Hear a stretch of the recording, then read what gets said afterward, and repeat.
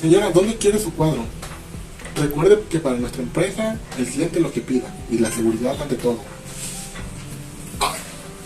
Oh, creo que acabo de tener un accidente de trabajo. ¿Y saben qué es lo que más me preocupa? Es que no tengo seguro y no estoy afiliado. Mi patrón aún no me ha afiliado. ¿Qué es lo que tengo que hacer? Yo tengo esa respuesta para ti. Bueno, inicialmente es muy importante que tengas en cuenta que si aún no estás afiliado ante el IMSS, todos los riesgos de trabajo te los cubrirá tu patrón. ¿Y qué quiere decir riesgos de trabajo? Riesgos de trabajo quiere decir todas aquellas circunstancias en las cuales tú estás expuesto, como por ejemplo ahorita. Yo me acabo de tener un pequeño incidente y no estoy usando el equipo adecuado. Mi patrón debería de proveerme del equipo adecuado. Artículo 475 de la Ley Federal del Trabajo.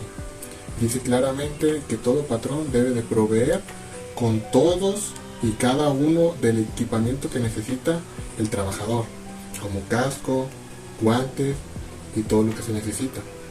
Riesgo de trabajo también quiere decir, si tú eres secretaria, tienes un empleo en el cual se podría decir que no genera tanto riesgo, aún así hay algún riesgo que pudieras ocurrir. Por ejemplo, cuando te trasladas de tu casa al trabajo, también en ese momento se tendría que generar una responsabilidad para el Seguro Social, pero si no lo tienes, igual es para tu patrón. Es muy importante y toma nota. A continuación, mis compañeros continuarán y te desglosarán muy detalladamente la importancia de cada una de las obligaciones de tu patrón por no asumir y no afiliarte ante el IMSS. Si tú eres trabajador y sufres un riesgo de trabajo, el artículo 487 de la Ley Federal del Trabajo nos dice que tú tienes derecho primero a atención médica, atención quirúrgica y atención farmacéutica, servicios de hospitalización, aparatos de prótesis y ortopedia, rehabilitación e indemnización correspondiente. Tienes derechos. ¿A qué tiene derecho un trabajador cuando sufre algún riesgo de trabajo? Hoy te lo voy a explicar. Primeramente, hay que recordar que se considera como riesgo de trabajo un accidente o aquel que pasa o que ocurre cuando el trabajador se traslada directamente a su domicilio o viceversa, o también cuando pasa algún riesgo durante su jornada laboral. Todos los trabajadores están expuestos a sufrir algún accidente durante la jornada laboral, incluso de adquirir enfermedades relacionadas con las actividades profesionales realizadas dentro de su centro de trabajo. Los artículos 473 de la Ley Federal del Trabajo y 41 de la Ley del Seguro Social denominan a estos eventos como riesgos de trabajo, conocido por todos como RT.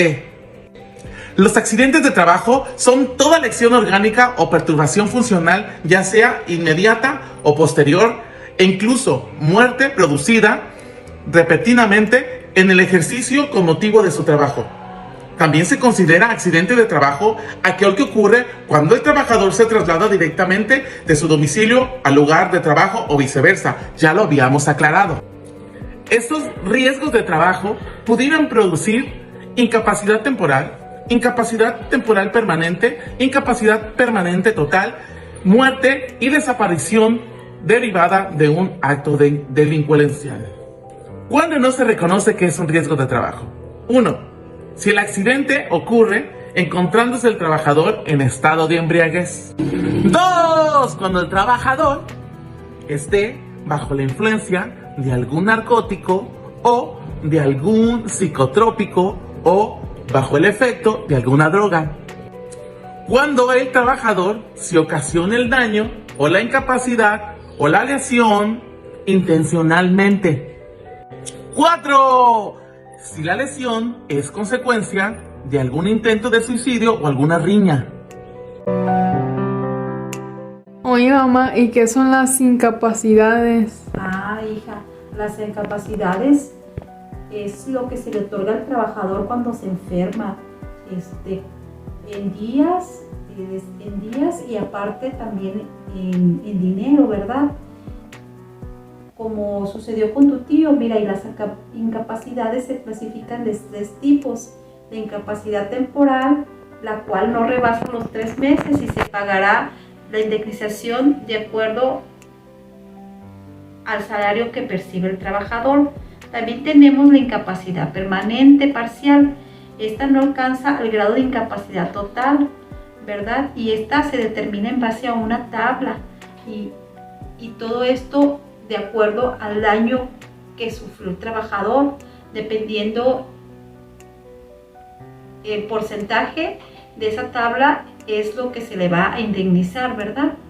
Y por último tenemos la incapacidad permanente total. Esta aquí, en definitiva, hija, el trabajador ya es incapaz de ejercer su trabajo y por lo tanto se le tiene que otorgar una indemnización, y la cual, de acuerdo a la ley del trabajo, es de 1095 días de salario. Todos estos son beneficios que se han adquirido, ¿verdad?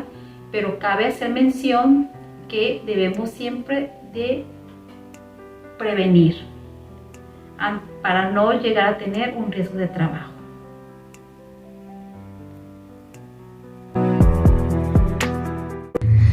Los patrones tienen la responsabilidad de asegurarse que todos los trabajadores estén enterados de todos los peligros que pueden ocurrir en el área laboral, así como que tienen que asegurarse que los trabajadores cumplan con la ley y con las regulaciones pertinentes.